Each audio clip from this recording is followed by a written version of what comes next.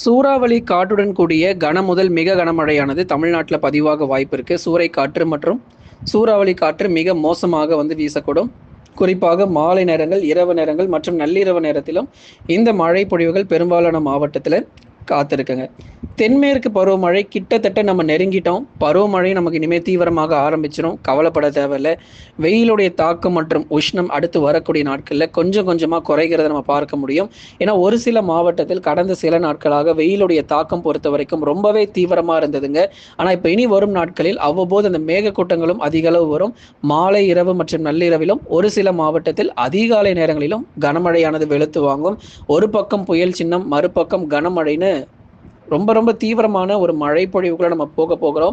ஏன்னா தமிழ்நாடு முழுவதுமாக அடுத்து வரக்கூடிய இந்த மே இறுதி வரைக்குமே நல்ல ஒரு தீவிர மழை பொழிவுகள் அநேக மாவட்டத்தில் பதிவாகும். இன்றைக்கு எங்கெல்லாம் நமக்கு மழைக்கான வாய்ப்பு இருக்கு அப்படிங்கிறத நம்ம தெரிஞ்சுக்கலாம்.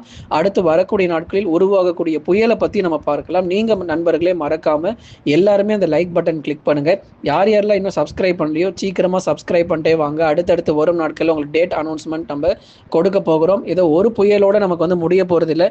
பல புயல்கள் உருவாக போகுது இந்த வருஷம். தென்மேற்கு பருவமழையாகட்டும், அதே மாதிரி வடகிழக்கு பருவமழையாகட்டும், எந்த பருவமழையாகட்டும், புயல் சின்னங்கள் இனி வரக்கூடிய நாட்களில் அதிகரித்து தான் காணப்படும். மழை எல்லாமே அந்த காலங்க. இப்போ வரக்கூடிய மழை பொழிவுலாம் புயலோட தான் ஆரம்பிக்கிறது நம்ம பார்க்கிறோம். இந்த தென்மேற்கு பருவமழையும் ஒரு குறைந்த தாழ்வு பகுதியானது அரபிக்கடல்ல உருவாகி பின்னர் புயலாக மாறுவதற்கான வாய்ப்புகளும் அதிகரிச்சிருக்கு. ஆகவே அரபிக்கடல் பகுதிகளில் ஒரு தாழ்வு பகுதி உருவாகி பின்னர் புயலாக மாறும். இது வெறும் புயலாக ஒரு சாதாரண புயல் போல இல்லாம ஒரு தீவிர புயலாகவும் மேலும் வலுப்பெற்று அதிதீவிர புயலாகவும் கண்டிப்பாக மாறும். ஏன்னா 130லேருந்து 140 கிலோமீட்டர் வேகம் வரைக்கும் இதனுடைய காற்று தன்மை அப்படிங்கிறது தற்போது வரைக்கும் கணிக்கப்பட்டிருக்கிறது.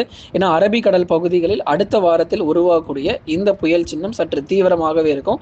இது கேரளா, கர்நாடகா மற்றும் மகாராஷ்டிராவை ஒட்டி வரும் பொழுது அந்த பகுதிகளிலும் அதி கனமழை அப்படிங்கிறது உறுதியாக நம்ம எதிர்பார்க்கலாம். காவிரியில நீர் வரத்து அப்படிங்கிறதும் அதிகரிக்கும். கேரள மாநிலங்கள், கர்நாடகா மாநிலங்கள் மற்றும் மகாராஷ்டிராவிலும் பெய்யக்கூடிய அதிக மழை பொழிவு காரணமாக அங்க இருக்கக்கூடிய ஏரிகள், குளங்கள் மற்றும் அணைகள் எல்லாமே சீக்கிரத்துல நிரம்ப போகிறது. அதாவது ஜூன் மாதம் முடிகிறதுக்குள்ளேயே நிறைய பகுதிகளில் எல்லாமே நிரம்பி இருக்கக்கூடிய ஒரு சூழ்நிலை நம்ம பார்க்க முடியும். ஏன்னா பொதுவா தென்மேற்கு பருவமழை பொறுத்த வரைக்கும் மே 30 அல்லது 31 அப்படியே போச்சுன்னா கூட ஜூன் முதல் வாரத்துல தாங்க தொடங்கும். ஜூன் 2ஆம் தேதி இல்ல 3ஆம் தேதி தான் தென்மேற்கு பருவமழை அப்படிங்கிறது தொடங்கும். ஆனா இந்த வருஷம் ரொம்ப ரொம்ப சீக்கிரமாக முன்கூட்டியே நிறைய பகுதிகளில் நமக்கு பருவமழை பொறுத்த வரைக்கும் தொடங்க ஆரம்பிச்சாச்சு. அதனால தமிழ்நாட்டில் நேரடியாக எந்த ஒரு புயலோ, தாழ்வு பகுதியோ, தாழ்வு மண்டலமோ அல்லது புயல் சின்னங்கள், அதிதீவிர புயல் எதுவாக இருந்தாலும் தமிழ்நாட்டில் நேரடியா கரையை கடக்கல அப்படின்னாலுமே கூட மழை வாய்ப்புல நமக்கு எந்த குறையும் இருக்காதுங்க. தமிழ்நாடு பொறுத்த வரைக்கும் எல்லா மாவட்டங்களிலும் மழை குறைவு அப்படின்னு சொல்ல முடியாது. எல்லா இடங்களுக்கும் மழை இருக்கு. ஒருவேளை உங்க ஊர்ல, உங்க கிராமத்துல மழை குறைவா இருந்துச்சு அப்படின்னா கொஞ்சம் பொறுமையா இருங்க. அடுத்து வரும் நாட்கள்ல எல்லா பகுதிகளுக்குமே நமக்கு மழை வாய்ப்பு அப்படிங்கிறது அதிகரிக்கும். ஒரே நாள்ல ஒரே நேரத்துல அப்படியே எல்லா மாவட்டத்திலும் நமக்கு மழை வரப்போறது இல்லை. சற்று பொறுமையா இருங்க. நாளுக்கு நாள் எல்லா பகுதிகளிலும் மழை தீவிரமடையும். ஏற்கனவே கடந்த 24 மணி நேரத்தில் 10 சென்டிமீட்டருக்கும் மேலாக நிறைய மாவட்டங்களில் மழை பொழிவுங்கிறது பெய்ய ஆரம்பிச்சிருக்கு. உதாரணமாக அந்த 2 நாட்கள் முன்பதாக திருவண்ணாமலை போன்ற மாவட்டங்கள், வேலூர், திருப்பத்தூர், சேலம், கிருஷ்ணகிரி, தருமபுரி போன்ற மாவட்டங்கள்ல நல்ல ஒரு மழை பொழிவெல்லாம் கிடைச்சதை பார்த்தோம்.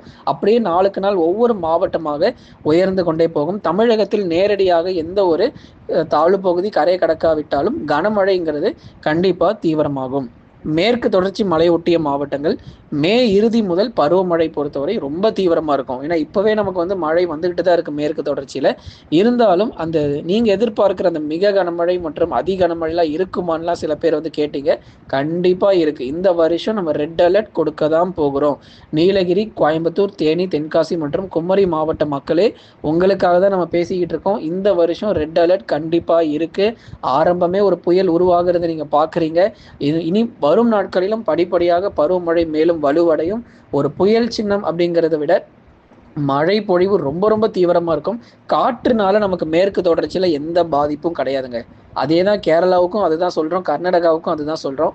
காற்று ஒரு பெரிய தாக்கத்தை ஏற்படுத்த போறது கிடையாது.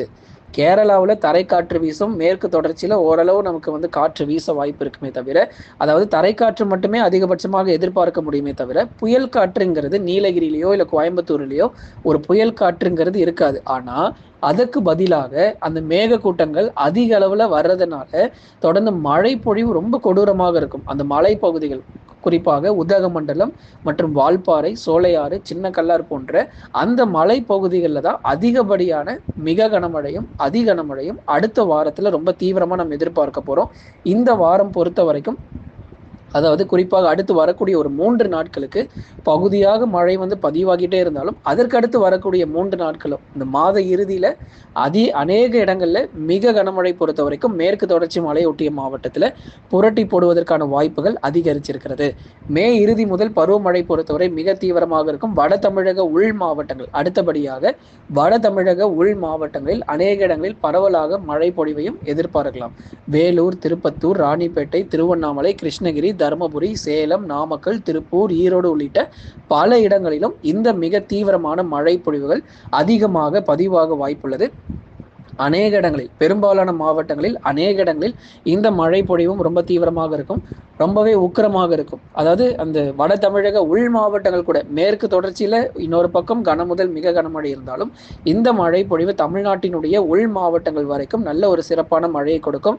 வேலூர், திருப்பத்தூர், ராணிப்பேட்டை, திருவண்ணாமலை, சேலம், நாமக்கல், கரூர், திருப்பூர், ஈரோடு, கிருஷ்ணகிரி மற்றும் தருமபுரி உள்ளிட்ட மாவட்டங்களில் பெரும்பாலான பகுதிகளில் பலத்த மழையானது உறுதியாக நம்ம எதிர்பாருங்க.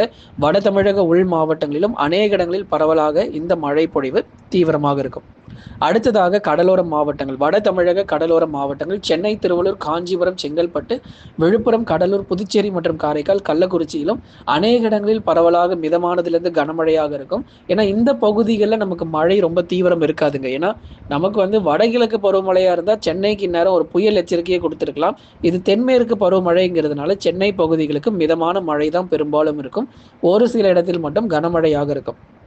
ஆகவே சென்னை, திருவள்ளூர், காஞ்சிபுரம் மற்றும் செங்கல்பட்டு உள்ளிட்ட மாவட்டத்தில் ஒரு சில இடங்களில் மிதமான மழையும் ஓரிரு இடங்களில் கனமழையுமாக பதிவாகக்கூடும். வட தமிழக கடலோர மற்றும் டெல்டா மாவட்டங்கள் முழுவதுமாக அநேக இடங்களில் மிதமான மழை வரைக்கும் கண்டிப்பாக நம்ம எதிர்பார்க்கலாம். சில இடத்தில் பரவலாக கனமழையும் வெளுத்து வாங்கி விட்டுரும்.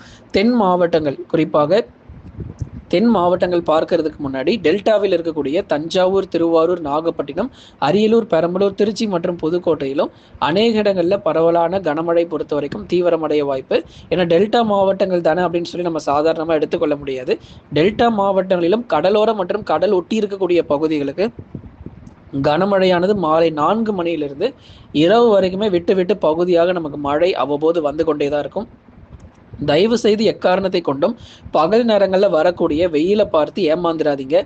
மழை பொழிவு ரொம்ப அதிகமாக தமிழ்நாட்டில் இருக்குங்கிறத சொல்லிடுறோம். தென் மாவட்டங்களிலும் அதே மாதிரி தென் மாவட்டத்தில் கொஞ்சம் பகுதியாக தான் நமக்கு மழை கிடைக்கும். மதுரை, திண்டுக்கல், விருதுநகர், சிவகங்கையில் ஓரளவுக்கு 70% வரைக்கும் மழை பதிவாகும். ராமநாதபுரம், தூத்துக்குடி, திருநெல்வேலி மற்றும் கன்னியாகுமரியில் ஒரு 30% மட்டும், ஆங்காங்கே ஒரு சில இடத்தில் மட்டும் பகுதியாக விட்டு விட்டு நமக்கு ஒதுக்கி வந்து பதிவாகும் தென் மாவட்டத்தினுடைய கடலோர பகுதிகளில். ஆனால் இந்த மாத இறுதியில் தென்மேற்கு பருவமழை தீவிரமாகிறதுனால இங்கேயும் நமக்கு மழை வாய்ப்புகள் மாத இறுதியில் அதிகரிக்கும். நண்பர்களே, லைக் பண்ணுங்க, மறக்காம சப்ஸ்கிரைப் பண்ணி